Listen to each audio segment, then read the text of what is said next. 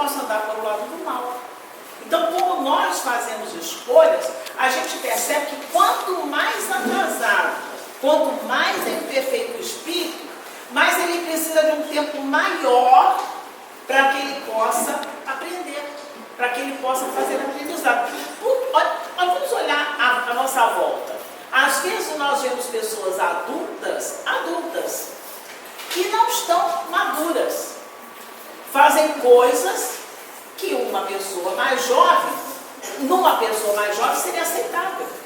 Por quê? Porque quanto mais imperfeito, quanto mais difícil o espírito, quanto mais atrasado, mais ele tem um tempo para que ele possa aprender. E é por isso que numa encarnação só, ele não consegue fazer isso. Ele vai vivendo várias encarnações. A cada encarnação ele aprende um pouco. E a misericórdia infinita de Deus permite que aquele pouco que ele aprendeu, ele retém. Então, veja só, eu costumo fazer essa brincadeira, eu pego assim com uma pessoa e digo assim, olha só, eu vou mostrar esse livro aqui para vocês, mas não é para ninguém ler não, é só para ver que cor que está escrita a letra. Automaticamente vocês leem. Por que leem? Porque são alfabetizados. Então, assim são com as nossas virtudes. Aquela virtude que você já conquistou, você não perde. Faz um processo de acumulação. A cada encarnação você vai melhorando, você vai aprendendo cada vez mais. Essa aprendizagem o espírito tem desde o momento que é criado por Deus, até chegar à perfeição. Ele aprende aqui encarnado, desencarnou, vai para a erradicidade, lá ele aprende também, ele vai aprendendo o tempo todo. Mas pela misericórdia infinita de Deus, esse período que ele tem de esquecer o passado e ter um tempo de infância, esse período que ele não lembra mais quem é que ele foi, as dificuldades que ele tinha, né? Ele está a 0 quilômetro, e mais a vulnerabilidade, o tempo da infância, faz com que os pais ou as pessoas que estejam preocupadas com ele, isso faz com que ele caminhe muito mais aceleradamente. Então, é o esquecimento de passado, somado com o tempo de criança, que ele pode acelerar este aprendizado, né? No Livro dos Espíritos, na questão 383, Kardec pergunta aos espíritos assim, qual é para o espírito, e todos nós somos espíritos, todos, só que nós estamos num corpo, né? Tem gente que está sem corpo, a gente costuma normalmente chamar de espírito a quem está sem corpo, mas nós também somos espíritos. Então, qual é para o espírito a utilidade de passar pelo estado da infância? Por que todos nós, todos, sem exceção, se a gente vai nascer, tem que passar pela infância? Ele pergunta, qual é a necessidade, qual é a utilidade, por que nós temos que passar pela infância? Resposta dos espíritos. O espírito encarnando para se aperfeiçoar. Por quê? Porque o aprendizado dele não está completo ainda. Ele chegou à idade adulta, até meio ainda criançado, mas ele então tem outras encarnações. Então o espírito encarnando para se aperfeiçoar é mais sensível durante a infância. Neste tempo que ele esqueceu quem ele foi da outra encarnação e está vulnerável, né? Ele é mais sensível nesse tempo à impressão que vai receber daqueles que podem ajudar no seu aprimoramento, que são os pais, os tios, as pessoas que cuidam da criança, né? Ele coloca assim, as crianças são seres que Deus envia a novas existências. Para a gente reencarnar tem que passar pela infância, né? É para que não possa acusá-los de muita severidade, que Deus dá a essas crianças a aparência de inocência. A aparência de inocência. Mesmo que se trate de uma criança de natureza má, que tem criança que chuta o cachorro, alfineta o gato, né? Por que ela faz isso? Porque às vezes é a tendência das outras encarnações. Então cabe a nós, ou pai ou mãe, sentar e explicar para ele. Pega um alfinetinho, vai enfiar o alfinete, olha só como é que dói, ó. Na gente dói, no bichinho também dói, né? Explicar, né? Então, mesmo quando se trata de uma criança de natureza má, desculpam as más ações com a inconsciência de seus atos. É criança. Só que é criança, mas tem que ser ensinado, porque é o período que tem que se ensinar, né? Mais adiante ele fala, essa inocência não representa uma superioridade real do que eles eram. Não é porque ele é criança, a gente aprendeu isso durante muito tempo, que quando morria criancinha, virava anjo. Depois a gente viu que não pode ser assim, né? Eu ia ser a primeira a pleitear. Eu tive uma irmã que durou 2 horas, nasceu, durou 2 horas, e naquela teoria, virou anjo. Eu ia pleitear, porque eu estou com 75 anos, já passei um monte de coisa e não virei anjo, né? Eu queria morrer então com 2 horas, quer dizer, se morrer com 2 horas, virar anjo. Então, quem vive mais tem que pagar o pato, né? Quer dizer, então com o passar do tempo a gente foi vendo que isso não era lógico, né? Então, mais adiante, ele diz assim, a infância tem ainda outra utilidade. Os espíritos só entram na vida corporal para se aperfeiçoar, para se melhorar. A cada encarnação é para a gente melhorar, para se aperfeiçoar. Aí ele coloca, a fraqueza da pouca idade torna esses espíritos flexíveis, acessíveis aos conselhos e à experiência daqueles que devem fazê-los progredir. Quem é que deve fazer progredir as crianças? São só os pais? Todos. Quando eu não posso fazer progredir, eu oro para que os pais possam se conscientizar da importância daquilo. Todos nós podemos fazer. Então, todos aqueles que podem fazê-los progredir. Professores podem fazer isso. Tios, padrinhos, né? Ele coloca, então que se pode reformar o caráter desse espírito, que está criança, está pequenininho, ó, um nenenzinho lindo aí, tá vendo? Reformar o caráter, reprimir os maus pendores. Se sentir que a criança faz alguma maldade, reprimir, não pode fazer isso, isso não é legal, né? Esse é o dever que Deus confiou aos pais, missão sagrada da qual eles terão que responder. O filho não está no meu caminho, não nasceu na minha casa, da minha barriga se eu sou mulher, por acaso. Eu tenho um compromisso com aquele espírito. E ele diz assim, é assim que a infância é útil, necessária, indispensável, mas é também a consequência natural das leis de Deus. Todos nós temos que passar pela infância, né? Então, a importância da infância para nós que somos espíritas é muito mais do que a maioria das pessoas, porque a gente entende que a infância é o período que o espírito precisa ser trabalhado para melhorar. Então, esse é o papel da infância e a doutrina espírita nos faz ter um outro olhar sobre as crianças. Então, eu não vou me preocupar só com as que são do meu sangue. É sangue do meu sangue. Tinha até teatro, né, com esse nome, sangue do meu sangue. Não é só com as crianças que são sangue do meu sangue. É também, além das consanguíneas, aquelas que estão na rua. Aquelas também eu devo ter um olhar de preocupação. Se eu não as posso ajudar, que eu faça uma prece, porque a gente sabe que elas não estão abandonadas, nem pelo anjo guardião, nem por Jesus, nem por Deus.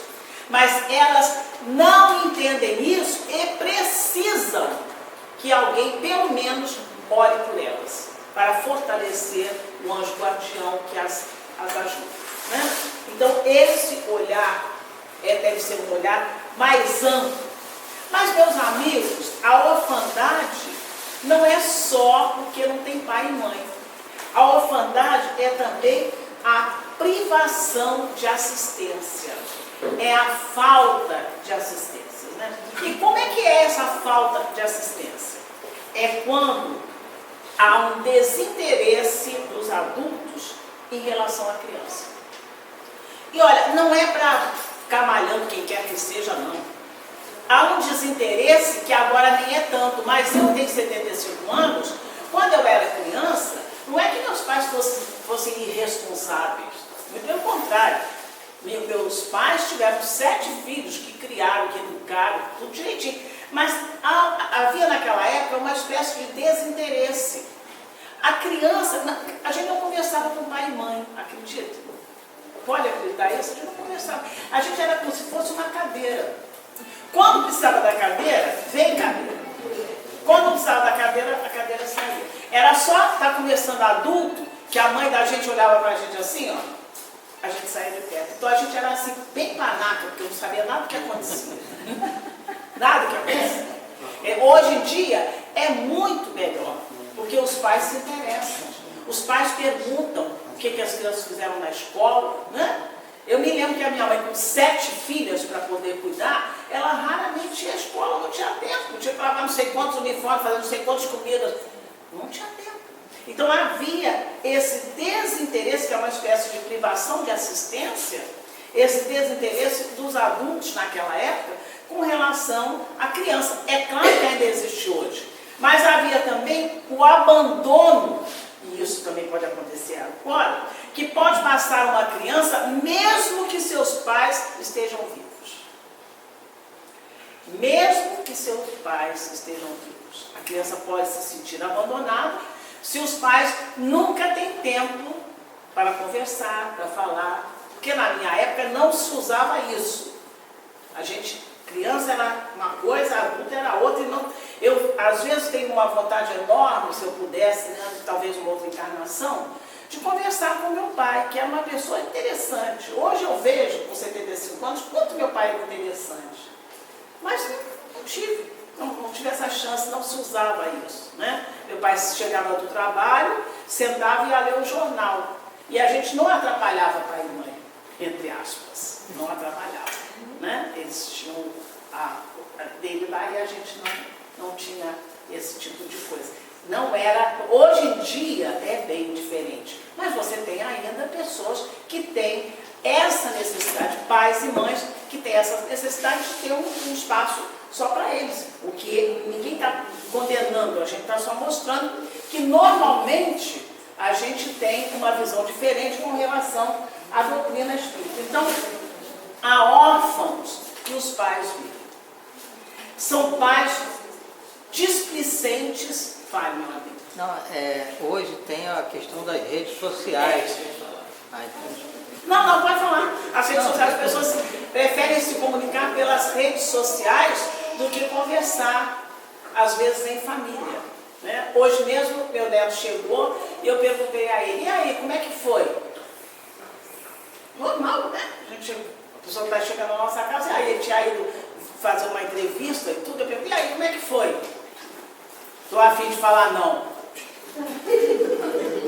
E aí foi para o celular. Eu até falei, não, desculpe, eu não queria te constranger, é que eu fiquei curiosa, mas você não é obrigado a falar não, se você não quiser falar, não fala não. Né? Então é diferente a época, e a gente tem que respeitar o espaço do outro. Até porque o meu neto, ele tem 23 anos, né? Então, se fosse pequeno, eu ia falar, olha a falta de respeito, mas aí com 23 anos já está formado, a gente se recolhe, né? Porque vai fazer o quê? Não vai fazer nada. O que tinha que ser feito é lá naquela época que estava menor. Né? Como é que ele falou?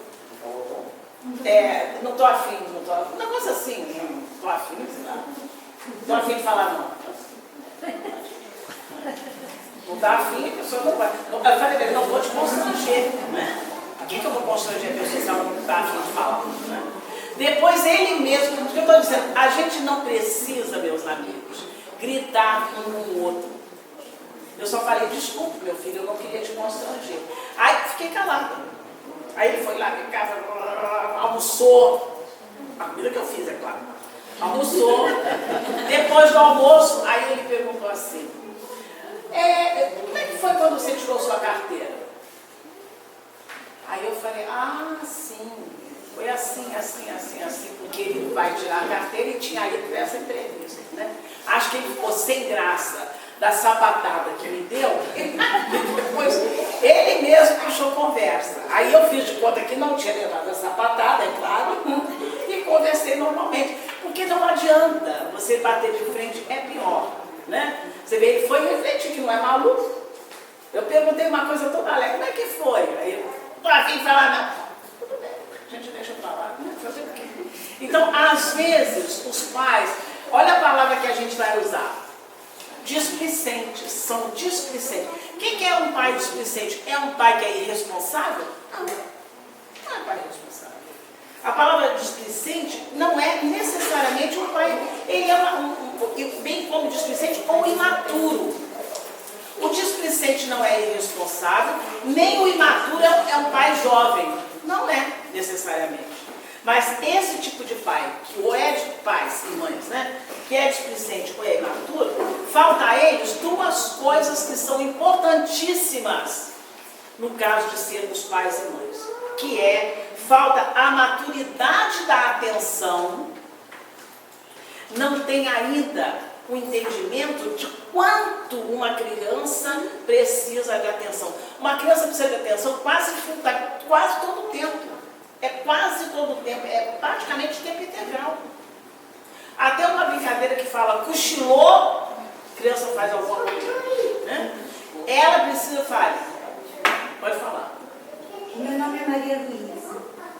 É a primeira vez que eu venho a essa casa. Eu queria colocar para que a gente pense também que nesses últimos 50 anos houve uma mudança muito grande no comportamento da sociedade de forma geral. Porque há 50 anos atrás, a mulher ficava mais dentro de casa, até a falta, a própria presença, sem a conversa, havia a presença da mãe. No decorrer dessa evolução da informática, dos meios de comunicação, essa abertura das portas do mundo para todo mundo, eu acho que a gente, quando eu digo a gente, estou me incluindo como os pais jovens, ainda estão ajeitando a forma como vão lidar com essas novas realidades. Porque eu acho que é muito difícil lidar com a nova realidade, porque o mundo está dentro da tua casa. Então, esse cuidado com os meios, com a internet, com os meios de comunicação, eu acho que há 50 anos atrás ninguém tinha. Não, é o que eu instruía-se a maturidade para que ela atenção. não aprendesse cedo demais aquilo que ia endurecê-la. Hoje a criança endurece porque a vida está batendo na porta. Sempre vai variar, porque se a criança tiver uma tendência a endurecer, mesmo que você a proteja, porque, por exemplo, eu estou com 75 anos, conheci muitas pessoas que se tornaram para o lado do mal, mesmo os pais cerceando, porque é a tendência que o espírito traz. Agora, os meios de comunicação são maravilhosos, eu acho, por exemplo. Não, sempre. Água, por exemplo, água é maravilhoso, mas agora é bom não beber. Tudo tem um lado, tá entendendo? Livros são maravilhosos, tem uns que tem as coisas que estão aqui dentro que realmente não convém. Então quem é que vai decidir o que é que nos convém? Há uma pessoa maravilhosa que eu adoro, chama-se Paulo. Chama-se Paulo apóstolo. Ele disse uma frase maravilhosa: todas as coisas me são lícitas, porque a liberdade é total. A liberdade é a primeira lei de Deus. Cada um é livre para fazer o que quiser. Então, todas as coisas me são lícitas, mas nem todas as coisas me convêm. Quem é que vai dizer para mim o que me convém? É o meu pai? É a minha mãe? Ele tem até uma certa idade que ele pode dizer para mim o que me convém. Mas vai ser uma hora que eu vou escolher o que me convém. A gente não é a palmatória do mundo. A gente não tem que falar, mostrar para o outro. Nosso guia e modelo é Jesus. Jesus em nenhum momento criticou quem quer que fosse. Ele disse uma frase muito importante: que te importa a ti? Segue-me tu. Se o outro não está seguindo, isso é um problema dele. Se eu fiz um pacto, entre aspas, se eu conversei, eu e Jesus, mestre, quero segui-lo, não me importa se o meu marido não vai seguir, se o meu filho não vai seguir, não me importa. Uma hora eles vão seguir, sabe por quê? Porque a gente cansa de quebrar a cara. Sofrer cansa tanto, sofrer cansa muito. Aí quando a gente... Eu me lembro como eu era burrinha, e agora eu não sei se está gravando. Minha mãe ia me bater, aí eu, para contrariar, eu dizia, não está doendo. Caramba, eu sou burra pra caramba. Quando eu digo que não está doendo, ela vai bater mais ainda. Aí eu comecei a fazer o contrário, aquela parada de bater, né? Então, são coisas que você vai adaptando, porque você vai aprendendo. O aprendizado é isso. Você pode... Isso é a misericórdia de Deus. Eu aprendo com os meus sofrimentos, mas se eu não for boba, se eu não for orgulhosa, se eu não olhar só para o meu umbigo, a misericórdia de Deus me permite que eu aprenda com o sofrimento do outro. Mas eu nem olho para o outro. Como é que eu vou aprender com o sofrimento do outro? Por exemplo, a orfandade, que é o nosso assunto, a orfandade é uma coisa duríssima. E a orfandade, como a gente estava dizendo, não é só porque, eu vou colocar a palavra que eu botei aqui, a palavra que ela usou ali. Os pais estão em casa, mas essa presença é deficiente. Não está na totalidade que deveria, da importância que a situação exige. A criação de um filho exige muita atenção, exige muita abnegação. O que é abnegação? Negar-se a si mesmo em prol do outro. Quantas vezes a gente que é mãe e tudo, ou que viu alguém com essa tarefa, minha amiguinha ali que está com um filho pequenininho, às vezes você está amamentando, dá aquela vontade enorme de ir ao banheiro, mas você pode ir? Então você segura, você sacrifica, porque você cede para a criança. Agora, há pessoas que não conseguem fazer isso, elas precisam e devem ser criticadas? Não! Elas ainda não aprenderam esse estágio. E estão aprendendo. Eu sei lá quantas encarnações eu fui uma mãe muito pior do que eu fui nessa encarnação, eu não sei. Agora eu estou me preparando para a próxima encarnação ser muito melhor do que eu fui nessa. Eu estou aprendendo uma porção de coisas na doutrina do Espírito que vai me fazer ser uma mãe mais atenta, mais abnegada, né? Porque como a minha amiga ali falou, a gente hoje em dia trabalha. São raros os pais que não trabalham os dois. Então a gente precisa ser polivalente. Você precisa trabalhar, fazer a comida, lavar a roupa, não sei o que, lá, e cuidar da criança sem deixar a peteca cair. É fácil? Não é fácil. Notadamente quando aquela criancinha maravilhosa, linda, é um inimigo do passado. Aí você vê as sapatadas que você leva, como eu acabei de falar agora, né? Você leva, você fica calado. Porque por algum motivo aquele espírito te cobra. E ele te cobra feio. Então a gente faz uma técnica, eu particularmente faço essa técnica, né? Quando o meu neto está dormindo, ou meus filhos e tudo, eu sempre fiz isso. Enquanto eles estavam dormindo, porque está dormindo o corpo, o espírito está totalmente acordado, está prestando atenção. Você chega e conversa com o espírito. Querido, eu sei que lhe devo. Eu só peço que você me ajude para que eu possa pagar. Eu não estou me negando a pagar. Agora, por favor, não aperte a cobrança, porque a gente tem dificuldade. A cobrança, ninguém gosta de ser cobrado, né? E eles cobram com razão. Por que meu sobrenome é Ribeiro? Porque eu estou envolvida nos problemas da família Ribeiro. Vou encarnar lá onde? Na África do Sul, nos Estados Unidos? Não vou. Meu sobrenome não é Obama nem nada. Eu tenho que encarnar com as pessoas com as quais eu tenho um compromisso.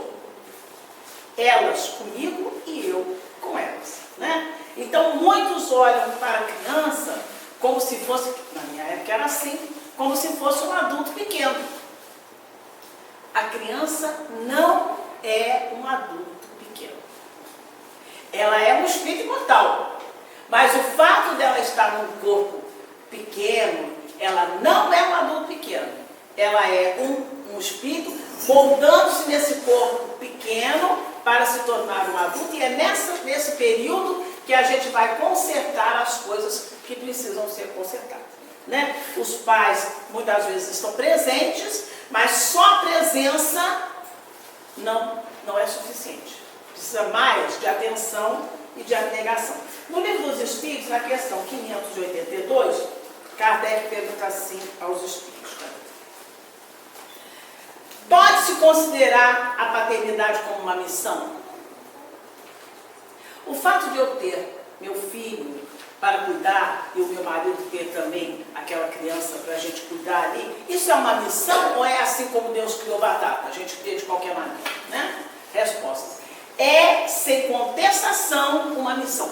Na realidade, para nós que somos espíritos imperfeitos, a paternidade, ser mãe e pai, é uma das mais importantes missões. Porque a gente não aguenta muita missão, não. Então, ser pai e mãe já é uma importante missão. É, ao mesmo tempo, um grande dever que compromete o homem mais do que ele imagina com relação à sua responsabilidade quanto ao futuro. Isso é importantíssimo. Isso a doutrina espírita faz você olhar. Você tem que lembrar que aquele menino que está no sinal vendendo bala, acreditem, ele vai crescer. Vai se tornar um adulto.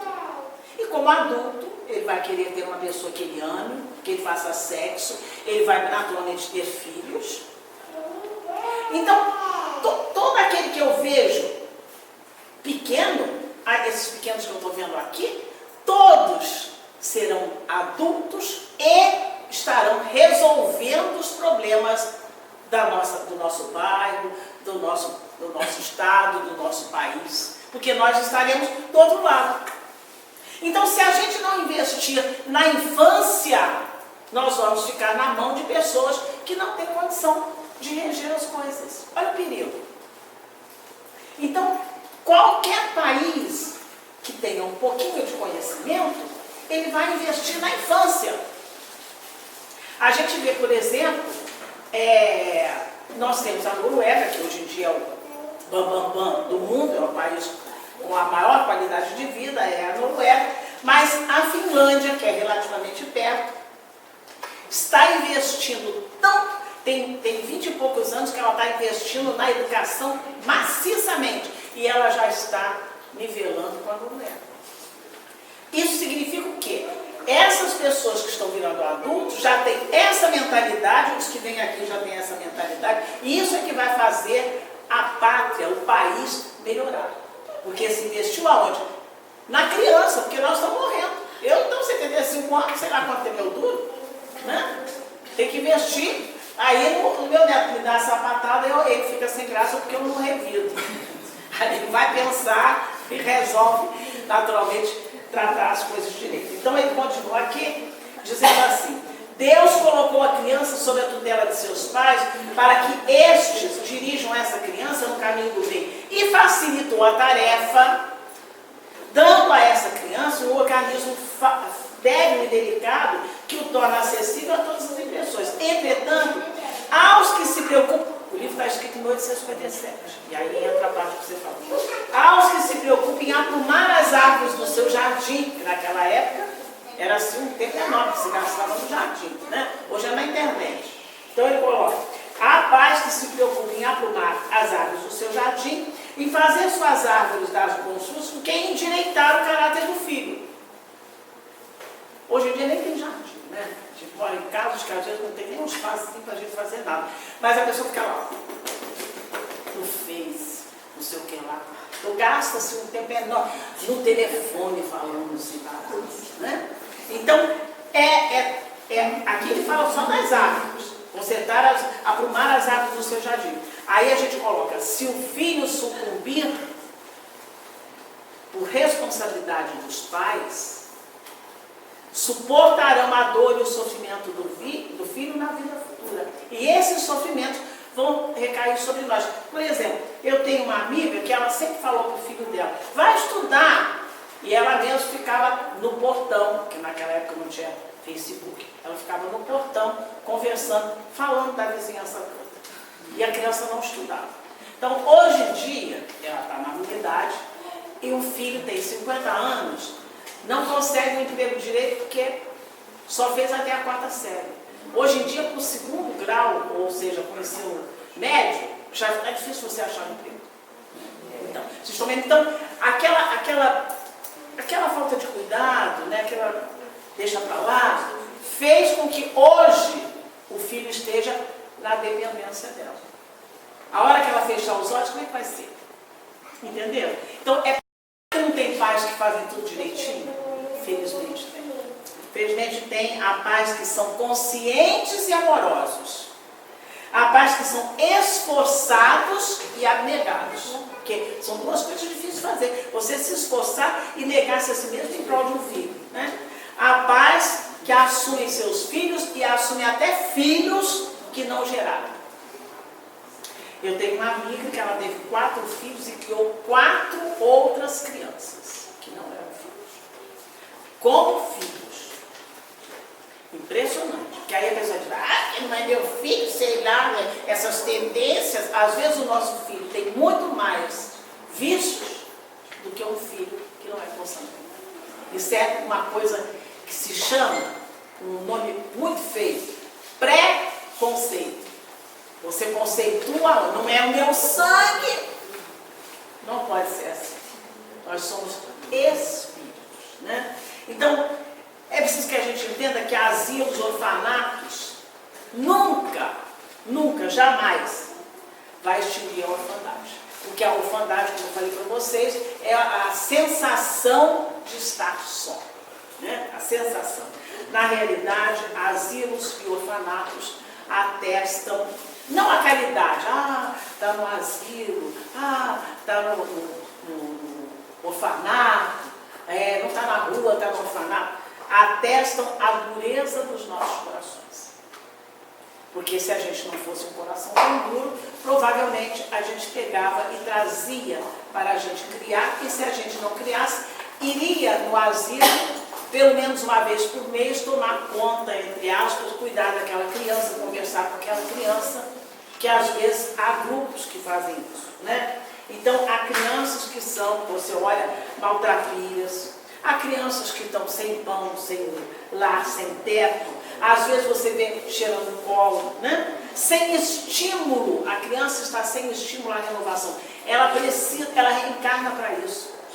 Ela passa pela infância para ser estimulada a se renovar, a não ser a mesma coisa que ela foi na outra encarnação, né?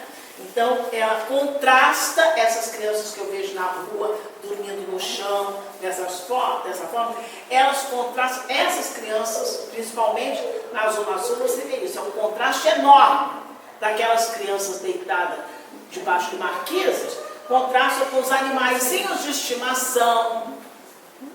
Não tem nada contra animaizinhos de estimação, pelo contrário, que bom.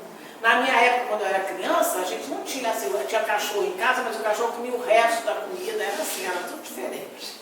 Dormia do lado de fora, né? Então, as crianças contrastam com os animais de estimação, tratados por veterinários, médicos veterinários caros, vestem roupinhas de marca, tem roupinha para cachorro. Agora mesmo, na hora que eu estava vindo para cá, passou uma senhora, eu falei, gente, que coisa engraçada, a capinha do cachorro, a capa de chuva do cachorro, da cor da camisa desse rapazinho aqui, assim, esse azul bonito, né? E tinha como é que é o nome?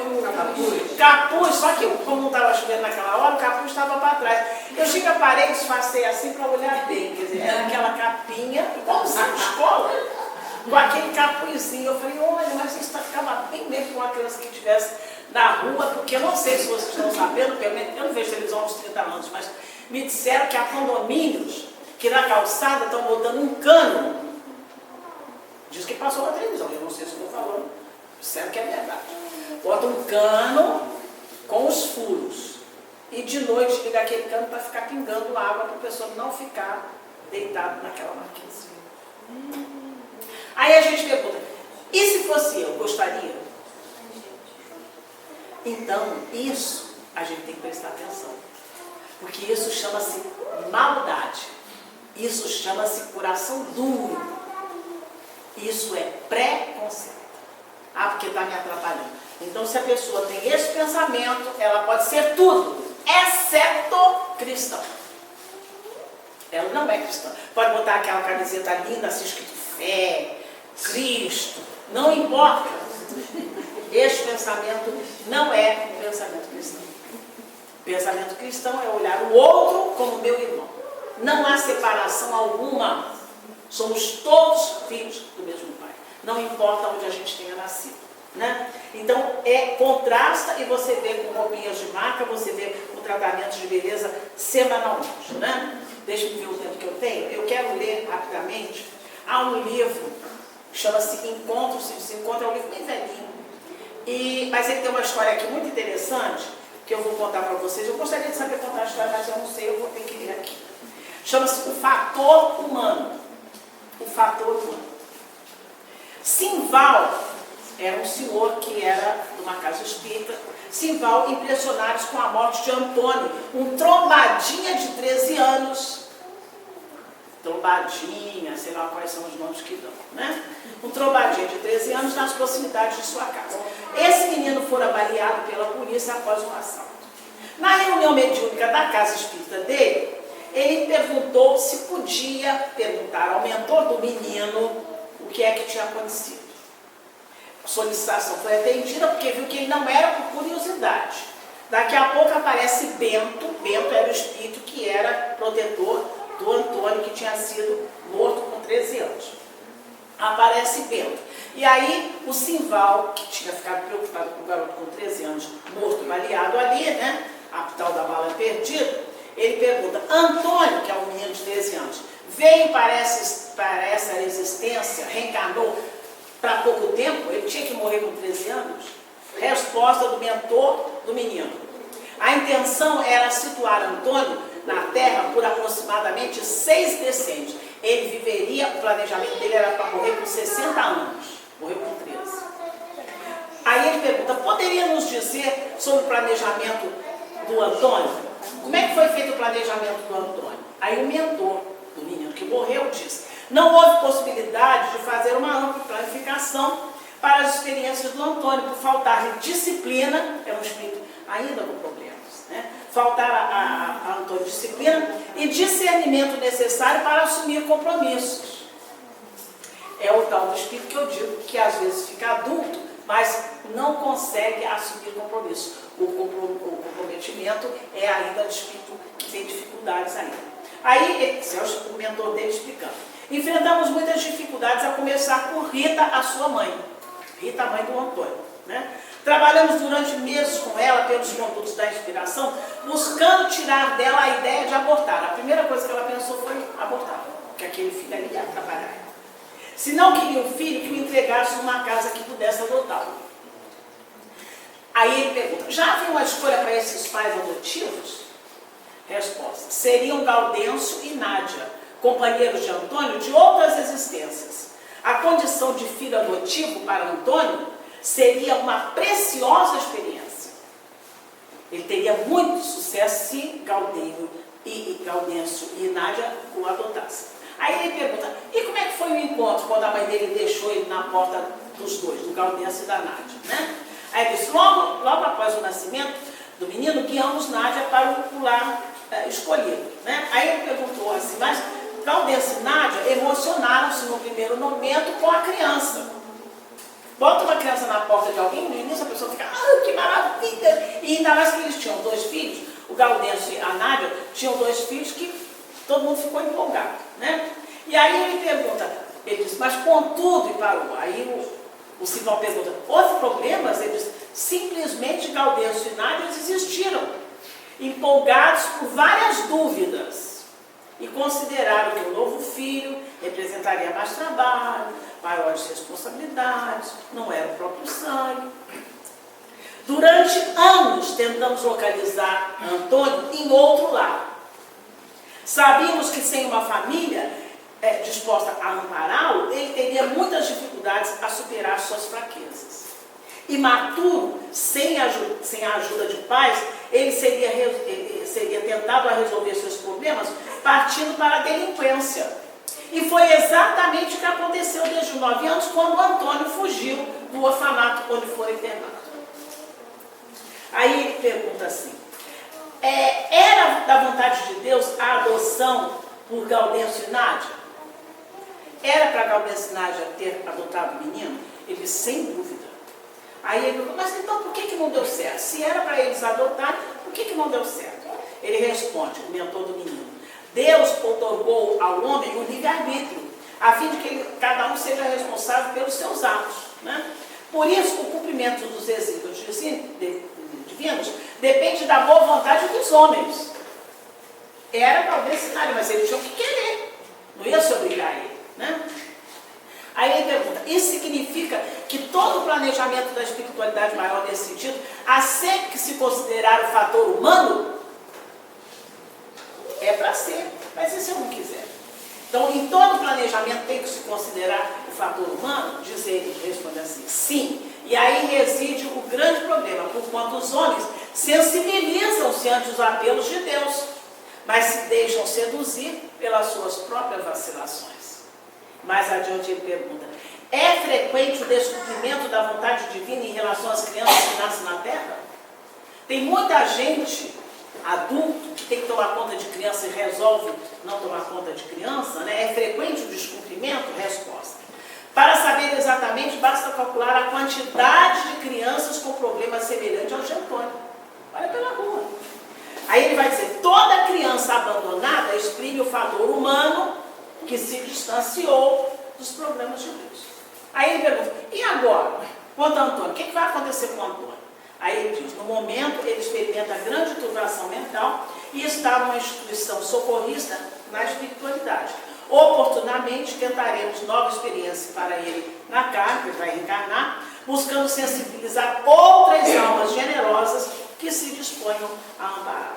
O mentor então despediu-se, quando Sival ficava a meditar como é difícil cogitar as iniciativas divinas em favor dos homens, né? Então, o próprio Espírito que começa o nosso tema de hoje, ele começa dizendo, como eu falei para vocês, meus irmãos, amai os órfãos.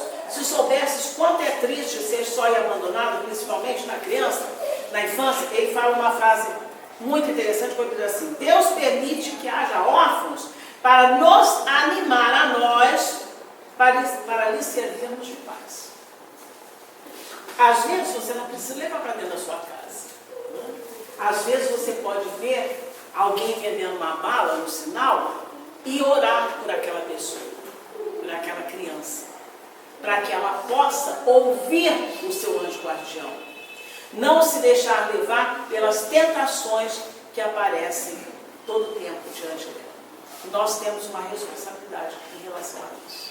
Então, meus amigos, a partir de hoje, a gente tem um olhar diferente sobre as crianças e um olhar diferente para aquelas crianças que os pais não quiseram, não puderam ou morreram e elas ficaram sós. Tem maior dificuldade do que aqueles que têm pai e mãe. Portanto, o que a gente puder ajudar, a gente deve ajudar. Que Jesus nos ampare a todos, que possamos estudar. E quantos dias passou aqui de estudos que nós temos na casa?